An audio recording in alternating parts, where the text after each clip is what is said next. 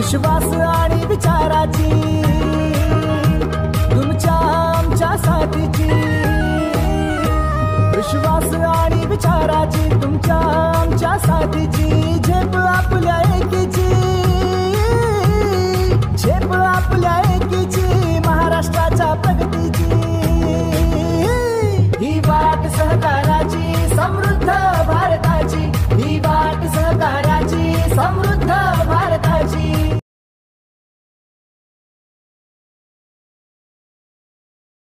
तुमच्या संस्थेचा जो काय नावलौकिक आहे किंवा शिवकृपा ही संस्था शिस्तप्रिय संस्था आहे, हे नेहमी आम्हाला आमच्या लेक्चरमध्ये पण येणारे प्रशिक्षक सांगत होते आणि खरोखरच ती परिस्थिती आहे। आज तुमचं ॲटमॉस्फिअर जर पाहिलं, संस्थेमध्ये पाऊल टाकल्याबरोबर लक्षात आलं की ते सकारात्मक विचार आहेत। कारण आपण ज्यावेळेस एखाद्या घरामध्ये किंवा एखाद्या संस्थेमध्ये ज्यावेळेस पाऊल टाकतो त्यावेळेस त्या संस्थेचं किंवा त्या घरामध्ये जे व्हायब्रेशन आहे ते पॉझिटिव्ह आहे का निगेटिव्ह आहे, तर तुमच्या संस्थेमध्ये खरोखरच आल्यानंतर पॉझिटिव्ह व्हायब्रेशन मला त्या ठिकाणी भेटतो। साहेबांच्या कॅबिनमध्ये गेल्यावरती रामकृष्ण हरी हा शब्द ऐकायला भेटला। एवढं महाराष्ट्रामध्ये हे आश्चर्याची बाब आहे का सगळं आपण अध्यात्माचं त्या ठिकाणी तंतोतंत पालन आपण सगळे करतो। अगदी चेअरमन साहेब पण करतायत, तुम्ही सगळे कर्मचारी वर्ग भाग्यवंत आहात, अधिकारी वर्ग भाग्यवंत आहात, अशा संस्थेमध्ये सेवा करण्याची संधी मिळाली। आता मूळ मुद्द्याकडे येतो।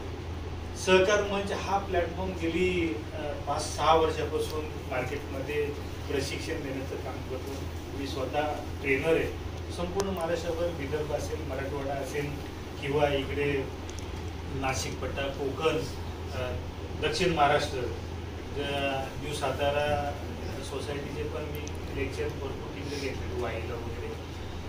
आणि मग हे करत असताना एक त्या जिल्ह्यांमध्ये गेल्यावरती समजा गडचिरोलीला जिल्ह्यात गेलो तर ते जिल्ह्याचे अध्यक्ष काय बोलायचे का तुम्ही याला प्लॅटफॉर्मला काहीतरी स्वरूप द्या, ऑथेंटिक काहीतरी त्याला करा तुम्ही। आणि मग सगळ्यांच्या विचार विनिमयानुसार आपण हे सहकार मंच प्लॅटफॉर्म जो आहे, जो यूट्यूब चॅनल बहुतेक तुम्हाला माहीत पण असेल सहकार मंच, मी ते काही लेक्चर माझे त्या ठिकाणी ऐकत पण असणार, त्या जवळजवळ 14,000 सबस्क्रायबर आणि 12 लाख व्ह्युअर्स आहेत त्या यूट्यूबचे। मग आपण ह्या ऑथेंटिक याच्याकडे आलो। आल्यानंतर आपण सहकार मंच फाउंडेशन असं रजिस्टर करत असताना सहकार या शब्दाला ऑब्जेक्शन घेतलं शासनाने आणि मग आपण मानद हा शब्द साठी दिला होता। मानद सहकार मंच समृद्धी फाउंडेशन ही संस्था फक्त आणि फक्त सहकारातील प्रत्येक घटकासाठी त्या ठिकाणी स्थापन करते। मग त्याची रचना अशी आहे का बोर्ड ऑफ डायरेक्टर 7 आहेत, त्याच्यामध्ये ॲडव्होकेट संतोष गाडे साहेब पण याचे डायरेक्टर म्हणून आहेत। नवी मुंबईचे जिल्हा अध्यक्ष आताच ओळख करून दिली ताटे साहेब, भांडूप विकास सहकारी पतसंस्थेमध्ये जनरल मॅनेजर म्हणून आहेत। सहकाराशी निगडीतच व्यक्ती सगळ्या ह्या संस्थेला जॉईन झालेला, ही खूप मोठी आनंदाची गोष्ट आहे। आणि मग हे लेअर तुम्हाला सांगतो, एका 7 जे डायरेक्टर आहेत आणि त्यानंतर 9 विभाग आहे सहकाराचे। त्या 9 विभागाचे प्रत्येक विभागाचा एक अध्यक्ष, ते त्याच्या अंडर 4, 5, 6 जिल्हे जे आहेत विभागामध्ये, जेवढे जिल्हे आहेत तेवढे कंट्रोलिंग करायचं काम विभागीय अध्यक्ष करतात। प्रत्येक जिल्ह्याला 36 जिल्ह्याला 36 अध्यक्ष आहेत आणि मग त्या जिल्ह्याचं कंट्रोलिंग करायचं ती व्यक्ती करते। आणि मग जिल्हा अध्यक्ष त्या जिल्ह्यामध्ये असलेल्या तालुका अध्यक्षाची नेमणूक करतो, म्हणजे जेवढे तालुके तेवढे तालुक्याला तेवढे तालुका अध्यक्ष।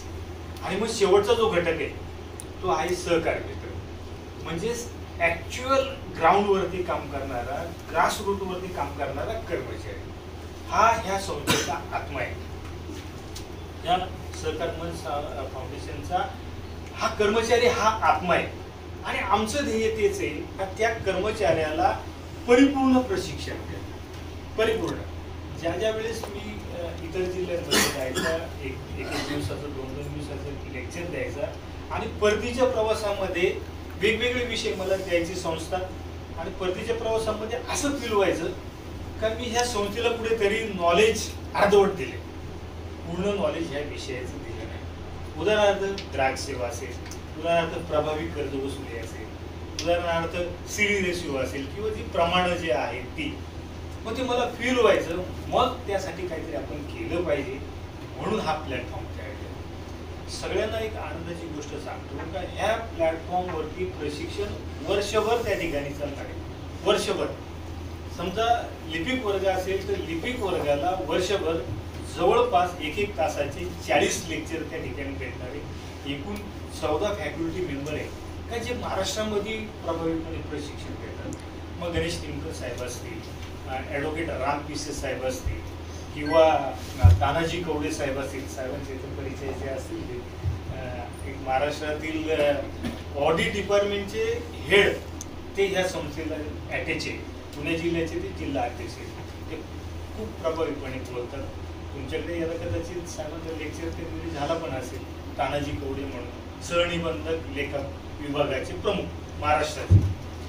मग असे प्रभावी लेक्चरर अधिकारी वर्गासाठी वेगळं, कर्मचारी वर्गासाठी वेगळं, सभासदांसाठी प्रशिक्षण वेगळं, या सर्वसाठी तर खूप चांगल्या पद्धतीचं डिझाईन केलं. एक अकोल्याचे जाधव म्हणून आहेत, खूप प्रभावीपणे प्रशिक्षण या सर्वला देतात. दुसरे कामोट्याचे त्या ठिकाणी दाभाडे साहेब म्हणून आहेत, ते आता विशाल जिंगलमध्ये पण त्याचे मुंबईमधल्या जवळजवळ 10-12 संस्थांचे सल्लागार म्हणून आहेत. असं लेक्चर जे आहेत ऑनलाईन पद्धतीचे लेक्चर, ऑफलाईनचे पण आहेत. आता तुम्ही म्हणणार ऑनलाईन म्हटल्यावरती ते डिस्टर्बन्स येतात, पण ते डिस्टर्बन्स पूर्ण आपण काढलेले. मी स्वतः MCA केले, मास्टर इन कॉम्प्युटर ॲप्लिकेशन, त्यामुळं ते डिस्टर्बन्स आपण काढले. तुम्ही यदा कदाचित गावी गेले आणि त्यावेळेस जर लेक्चर एखादा होऊन गेला असेल तरी पण तुमच्या पोर्टलवरती तो जो काही लेक्चर झाला आहे त्याचा व्हिडिओ ऑटोमेटेड डाउनलोड झालेला असेल आणि तो एक व्हिडिओ पाहण्याची तुम्हाला 5 वेळा संधी, 6व्या वेळेस तो बॅन त्याच्यावर येतो. मग 5 वेळा पाहताना आपण नोट्स काढू शकतो. बऱ्याचशा काही गोष्टी सहकार्यासाठी ज्या लागतात, पतसंस्था उभारणीसाठी किंवा प्रभावीपणे काम करण्यासाठी. हेतू जो आहे संस्थेचा का तो कर्मचारी ज्या पदावरती काम करतो त्या पदावरती त्यांनी प्रभावी काम केलं पाहिजे. मी एखाद्या संस्थेमध्ये काम करतो तर त्या संस्थेसाठी का काम करायचं, माझी भूमिका काय असली पाहिजे, त्या संस्थेला अटॅचमेंट कसं व्हायचं. संपूर्ण जवळजवळ 40 लेक्चर याच्यासाठी आहेत, कर्मचारी वर्गासाठी 50 लेक्चर, अधिकारी वर्गासाठी आहेत, या सर्वसाठी जवळजवळ 60 लेक्चर आहेत. त्यासाठी ॲप डेव्हलप केले आहे. सहकार मंच फाउंडेशन म्हणून ॲप आहे. तुम्ही प्ले स्टोअरला गेले तिथं टाईप केलं सहकार मंच फाउंडेशन तर ते ॲप डाउनलोड केल्यानंतर तुम्हाला 10 प्रकारचे प्रशिक्षणाचे कोर्स डिझाईन केलेले त्या ठिकाणी अगदी क्षुल्लक याच्यामध्ये 100 रुपयापासून तर 700 रुपयापर्यंत वर्षभर प्रशिक्षण देणारी पहिली संस्था आहे. म्हणजे नाहीच्या बरोबर फी आहे ती, काहीच म्हणजे क्षुल्लक याच्यामध्ये ते प्रशिक्षण आपण प्रभावीपणे देतो.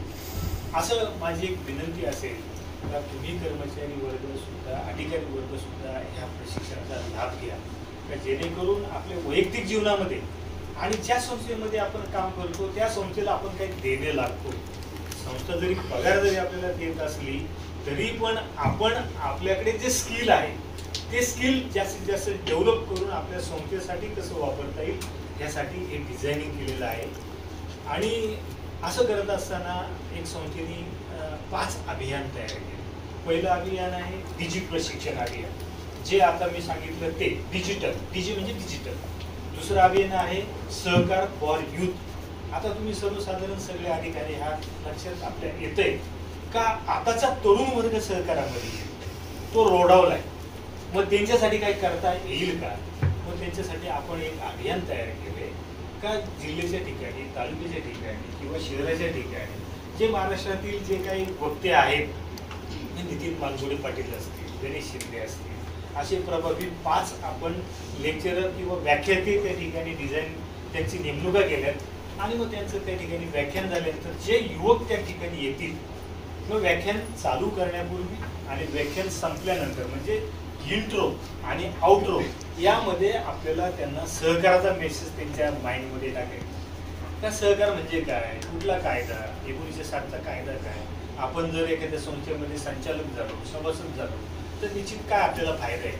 तो आता सध्या सहकारापासून दुरवतोय तो तरुणी, त्यांना आपल्याला ह्या प्रवाहामध्ये आणण्यासाठी ती उपाययोजना आपण केलेली आहे.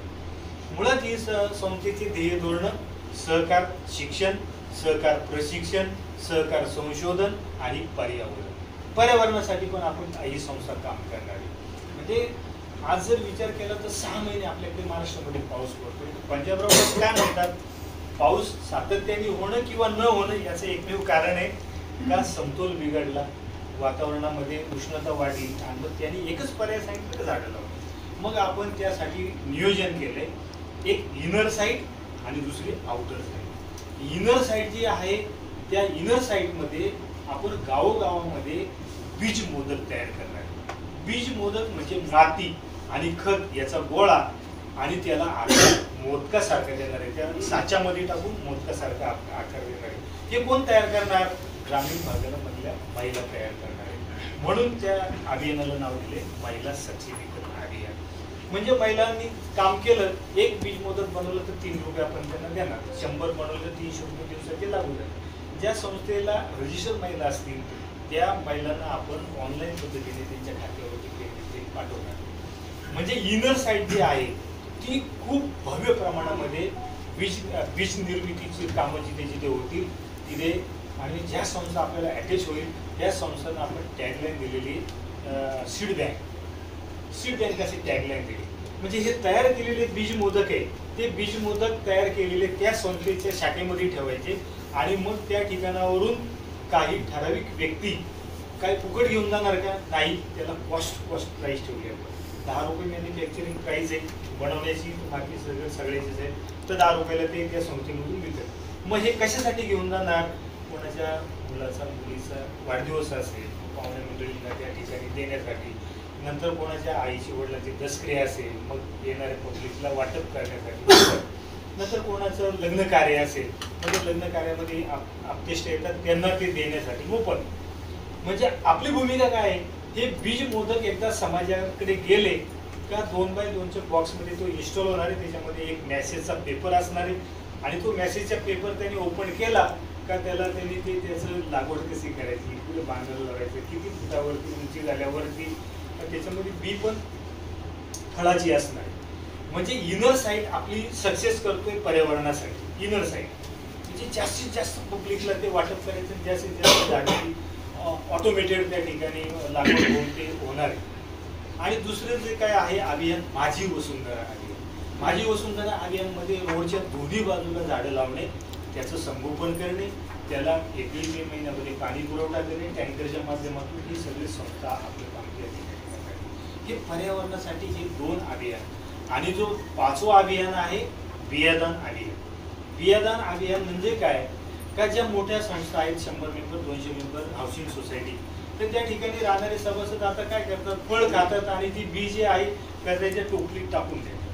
पण आपली संस्था आता एज्युकेट करणार आहे त्या सभासदाच्या त्या मिटिंगमध्ये जाऊन किंवा एकत्रित करून का त्या बिया टाकू नका. तुमच्या सोसायटीच्या खाली गेटवरती एक बॉक्स लावलाय, कामावर जाताना त्या बॉक्समध्ये बिया टाका आणि मग तुम्ही जा. आणि आपल्या वैयक्तिक जाऊन ते सगळे गोळा करणार आणि तिथे बीज मोदक तयार होणार आहे, तिथे ते सप्लाय करणार. म्हणजे अशा पद्धतीने पर्यावरण आणि सहकार ह्या दोन्ही याच्यासाठी ही संस्था आता महाराष्ट्रभर काम करते आणि सक्सेस आपल्याला येत चालले. जवळजवळ 5 जिल्हे ॲक्टिवेट पण झाले. तुमचा सातारा जिल्हा पण ॲक्टिवेट झाला आहे, बुलढाणा, बीड, नाशिक, ठाणा, अहिल्यानगर, पुणे, हे एक जिल्हा आता बिल्ड होत चालला आहे आणि प्रभावीपणे काम चालले. तर माझी अपेक्षा असेल ह्या संस्थेला समजून घ्या. तुम्हाला ह्या संस्थेला समजून घ्यायचं असेल तर त्या ठिकाणी वेबसाईट पण तयार केली, www.सहकारमंच-foundation.in. ह्या वेबसाईटला तुम्ही भेट दिली तर तुम्हाला सगळी कार्यप्रणाली माहिती देईल. बोर्ड ऑफ डायरेक्टर कोण आहे, कसं आहे, हे अभियान काय आहे, हे सगळं त्या ठिकाणी तुम्हाला माहिती भेटेल. नंतर त्याच्या डाव्या बाजूला एक अप्लाय फॉर मेंबरशिप असं बटन आहे, त्याला क्लिक केलं, 4 वेळेचा फॉर्म भरला का तुम्ही त्या संस्थेचे मेंबर पण होता. म्हणून तुम्ही तो पण फायदा घ्या. हे ॲप पण डाउनलोड करा. असं करत असताना आमच्या मॅनेजमेंटच्या लक्षात आलं का आपण एक सहकारासाठी पहिलं अभियान तयार करतो. आता मुळाच्या कार्यक्रमावरती येतो. एक अभियान असं तयार करू का महाराष्ट्रभर ज्या संस्थांचे ॲन्युअल रिपोर्ट येतात, वार्षिक अहवाल, त्या वार्षिक अहवालाची PDF मागवू आपण आणि आम्ही काही 5 त्या ठिकाणी क्रायटेरिया तयार केले त्यासाठी. एक वर्ष त्या अहवालावरती असलं पाहिजे. दुसरं ऑडिट वर्ग असला पाहिजे. तिसरं संस्थेचं जे काही बोधचिन्ह त्यावर असलं पाहिजे, बोधवाक्य असलं पाहिजे आणि मूळ जो काही अहवालाचा पृष्ठभाग आहे त्याच्यावरती अशी थीम असली पाहिजे का समाजाला त्यातून काहीतरी घेता आलं पाहिजे, समाजाने काहीतरी रिसीव्ह केलं पाहिजे, म्हणजे सोशल मेसेज. हे थोडे पॅरामीटर्स लावले आणि पब्लिश केलं. तर आनंदाची गोष्ट तुम्हाला सांगतो का आम्ही जी काही 5 जणांची ज्याच्यात नव्हतो त्या कमिटीमध्ये 5 जणांची जी कमिटी तयार केली त्याच्यामध्ये काही वकील होते, काही डॉक्टर होते, 4-5 जण. तर त्यांनी सगळे काय अहवाल आलेले मुखपृष्ठ सगळे पाहणी केलं. 2 दिवस त्यांना दिला होता. तर त्यांनी पाहणी केल्यानंतर एकूण 5 नंबर काढले आणि 5 उत्तेजनार्थ काढले. तर त्याच्यामध्ये पहिला क्रमांक तुमच्या संस्थेचा तुमच्या संस्थेचा पहिला नंबर आला. हे सगळे नंबर काढल्यानंतर मी त्यांना कॉल केला का मला कारण सांगा. 1 नंबरला का दिला, 2 नंबरला का दिला, 3 नंबर का, 4 का, 5 का, त्याच्या मागे रिझन तुम्ही काय शोधलं, तुम्ही निश्चित काय पाहिलं काय यांना नंबर तुम्ही हा दिला. आता कमळ नागरी आता आम्ही सकाळी गेलो होतो, त्यांचा मला वाटतं 2रा क्रमांक आला. त्यांनी जे काय आपलं हल्ला झाला होता हल्ल्यावरती त्यांनी जे सिंदूर जे काय हे झालं तर त्याचं एवढं प्रभावीपणे त्याने चित्रण केलं होतं का समाजाला ते उद्बोधक होतं. नंतर तुमच्या बाबतीत असा विषय आहे का तुम्ही टोटली अध्यात्माचं अंग दाखवलं. तिथे तुमच्या अहवालाच्या मुखपृष्ठामध्ये अध्यात्माचं अंग दाखवलं आणि आज खरी गरज समाजाला म्हणा किंवा संपूर्ण याला तीच गरज आहे, अध्यात्माची गरज आहे. आपण हे वैधानिक काम करता करता अध्यात्म पण जोपासलं पाहिजे हे तुम्ही तिथे दाखवून दिलं. म्हणून मी सगळ्यांना कोणी एक मला एक माहिती पाहिजे का ही संकल्पना कोणाची, कुठल्या अधिकाऱ्याची, हे जे काही थीम तयार केली याची वार्षिक अहवालाची ही संकल्पना कुठल्या अधिकारी, चेअरमन साहेबांसाठी एकदा सगळ्यांनी संचालकांचं आहे. विशेषतः सुदाम जाधव साहेबांनी अधिक गेल्या वर्षी पुन्हा हे केलं तर त्यांनी अधिक लक्ष घातलं त्याच्यामध्ये. निश्चित ते टीमवर तर आहेच आहे, पण हा विचार कोणाच्या मनामध्ये येणं खूप गरजेचं आहे. हा जो विचार आहे ना, समजा जेव्हा संस्था स्थापन झाली हा एक कोणाला तरी विचार आला म्हणालो की शिवकृपा नावाची संस्था असावी. बरोबर, आपण एखाद्या जर काही एखाद्या तलावाच्या बाजूला बसलं आणि एखादा खडा त्या तलावात टाकला तर वलय तयार होतं, 1चं 2, 2चं 1 पूर्ण त्या तलावाला व्यापून टाकतं, आपल्याला दिसत पण नाही. तसं तो विचार महत्वाचा राहतो कुठल्या बाजूला. तो विचार तुमच्या मनामध्ये आला हे खूप महत्वाचं आहे आणि सगळेच तुम्ही अध्यात्मामध्ये आहेत हे तुम्हाला खूप आनंद वाटला त्या गोष्टीचा. तर मी पुन्हा एकदा तुमच्या संस्थेचं तुमच्या सगळ्या अधिकारी वर्गांचं या ठिकाणी अभिनंदन करतो आणि इथे गाडे साहेबांना पण 1-2 शब्द, ॲडव्होकेट आहेत, सहकारामध्ये एक तज्ञ एक वकील आहेत, ते 2 मिनिटांमध्ये साहेब बोलतील, मग आपण आदर सत्कार साहेबांचा आणि तुमचं सगळं करतो.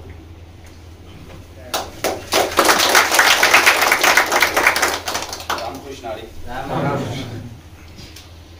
महाराष्ट्र ही संतांची भूमी आहे आणि या संतांच्या भूमीत शिवकृपा पतसंस्थेने संतांवरती आधारित जे थीम तयार केलं आणि त्या थीमच्या आधारे सहकार मंचच्या माध्यमातून तुमचा जो प्रथम क्रमांक आला त्याबद्दल पहिल्यांदा मी शिवकृपा पतसंस्थेच्या सर्व संचालक मंडळाचे, कर्मचाऱ्यांचे खूप खूप आभार मानतो.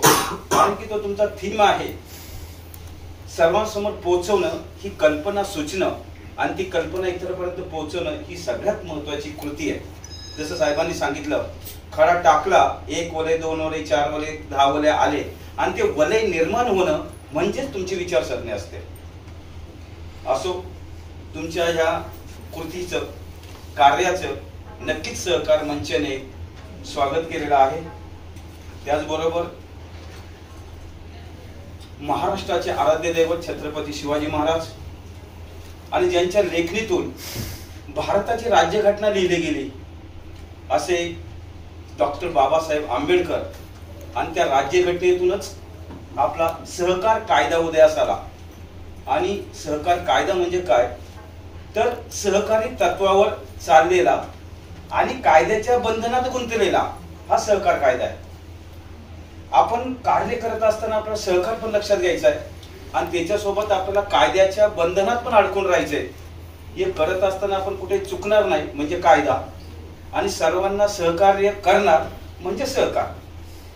आपल्या या कायद्याचे नावच सहकार आहे. आणि या सहकार क्षेत्रामध्ये काम करण्यासाठी मानद सहकार मंच समृद्धी फाउंडेशन या संस्थेने एक पहिलं पाऊल उचललेलं आहे. आणि या पहिल्या पाऊल उचलल्यामध्ये तुम्ही पहिल्यांदा सहभाग घेतला, त्याबद्दल तुमच्या सर्वांचं सर्वप्रथम अभिनंदन. तर आपल्या संस्थेचा उद्देश काय आहे, सहकार क्षेत्रामध्ये मग ते हाऊसिंग संस्था असो, पतसंस्था असो, सूतगिरणी असो, कापूस कारखाने असो, कुठले पण असो, या तळागाळातील सभासदापासून, क्लर्क पासून, ऑफिसर पासून, मॅनेजर पासून तर संचालकापर्यंत या कायद्याची जाणीव करून देणं आणि त्या चाकोरीतून काम करणं, प्रत्येकाला नॉलेज देणं आणि त्या नॉलेजच्या माध्यमातून प्रत्येकाला एक सुशिक्षित बनवणं. आज प्रत्येक संस्थेमध्ये बऱ्याच कर्मचाऱ्यांची एक मानसिकता असते की मी पगार घेतोय तेवढ्यापुरतं काम करतो, बाद झालं. परंतु त्या कर्मचाऱ्याला हे लक्षात येत नाहीये, जर मी पगार घेत असेल परंतु मी केलेलं काम माझ्या संस्थेला पुढे नेणार आहे आणि माझ्या संस्थेला जर पुढे नेलं तर मी आयुष्यभर टिकणार आहे. कारण की जर संस्था आहे, संस्था जर आपण मन लावून काम केलं नाही किंवा मन लावून काम जर केलं नाही तर त्या संस्थेचा प्रोग्रेस आलेख वाढणार नाहीये. आणि म्हणूनच या मानद सहकार मंच समृद्धी फाउंडेशनची स्थापना झाली आणि त्याच माध्यमातून आपण पुढे जाऊन सगळ्यांच्या सहकार्याने हा जो आलेख आहे प्रत्येक संस्थेचा वाढवण्यासाठी प्रयत्न करणार आहोत. आणि त्या प्रयत्नातूनच सहकार क्षेत्र मोठ्या प्रमाणात भरभराटीला येईल अशी अपेक्षा ठेवण्यासाठीच आणि अपेक्षा ठेवूनच आम्ही या मंच स्थापन केलेला आहे. तरी आपल्या संस्थेने या मंचामध्ये सहभागी होऊन सहकार क्षेत्र उंचवण्यासाठी, वाढवण्यासाठी सहकार्य करावं ही अपेक्षा ठेवतो आणि इथे थांबतो.